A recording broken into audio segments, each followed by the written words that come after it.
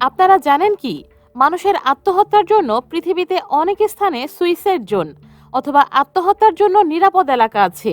যেমন জাপানের অকিগাহারা জঙ্গল, যেটি আত্মহত্যার জন্য বিখ্যাত।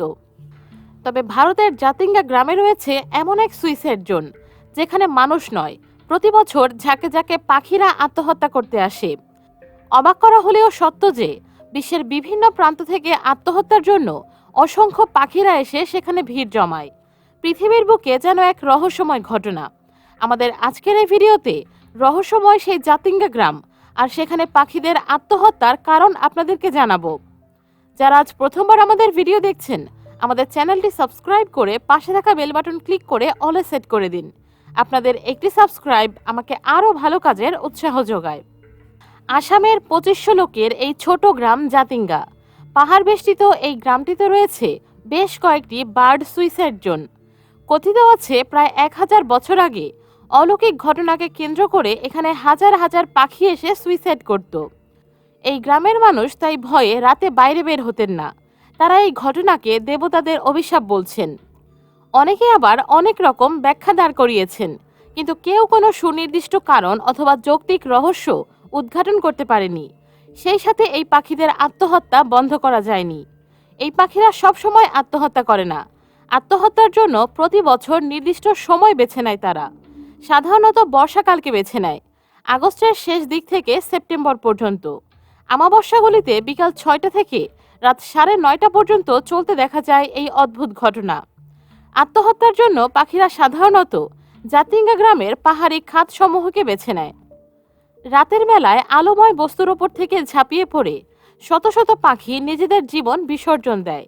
সকালবেলা বেশিরভাগ পাখিকে সেখানে ক্ষত বিক্ষত অবস্থায় পড়ে থাকতে দেখা যায়, আর কিছু পাখি ধাক্কা খেয়ে আধামরা অবস্থায় পড়ে থাকে মাটির ওপর।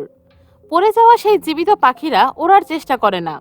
অনেকে এইসব পাখিদের বাঁচানোর চেষ্টা করেও ব্যর্থ হয়েছেন, কারণ মাটিতে পড়ার পরে তাদের অবস্থা জুবুথুবু হয়ে যায়। কোনো পাখি তেমন একটা খেতে চায় না। এ সময় তাদের মনে আতঙ্ক কাজ করে এবং অদ্ভুত অবস্থায় থাকতে থাকতে এক পর্যায়ে মারা যায়। কেন এভাবে ঝাঁকে ঝাঁকে পাখিরা জাতিঙ্গা গ্রামে এসে স্বেচ্ছায় মৃত্যুবরণ করছেন, এ নিয়ে প্রচুর গবেষণা করছেন বিজ্ঞানীরা।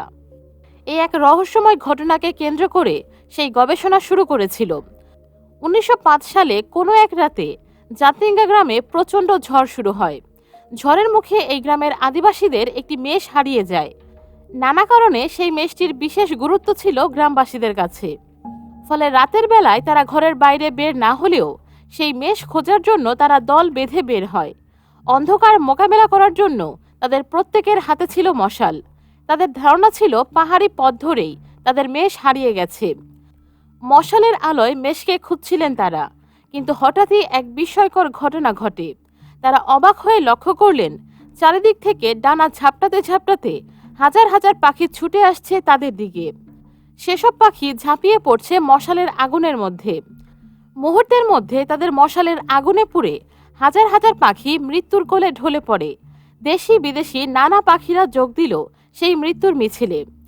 এই অদ্ভুত ঘটনা দেখে হতভম্ব হয়ে পড়েন জাতিঙ্গা গ্রামের অধিবাসীরা। পাখিদের সেই আত্মহত্যার কারণ হিসেবে অনেকে অনেক কথা বলেন। স্থানীয় উপজাতির লোকদের ধারণা, সেই ঘটনার পেছনে দুষ্ট আত্মার ভূমিকা রয়েছে। আবার কেউ কেউ বলেন এটি একটি ভুতুড়ে ব্যাপার। তবে কিছু বিজ্ঞানীদের মতে, বর্ষাকালে প্রচণ্ড বেগে ঝড় হয়, সেখানকার পাখিরা ভারসাম্য হারিয়ে ফেলে এবং নিয়ন্ত্রণ হারিয়ে পাহাড়ের কোলে, গাছের ডালে বা আগুনের মধ্যে পতিত হয়ে মৃত্যুবরণ করে। কিন্তু তাদের এই দাবি তেমন একটা গ্রহণযোগ্যতা পায়নি, কারণ নির্দিষ্ট সময়ে নির্দিষ্ট স্থানে কেন এইসব পাখি মৃত্যুবরণ করেন, আশেপাশের এলাকায় কেন আত্মহত্যা করে না।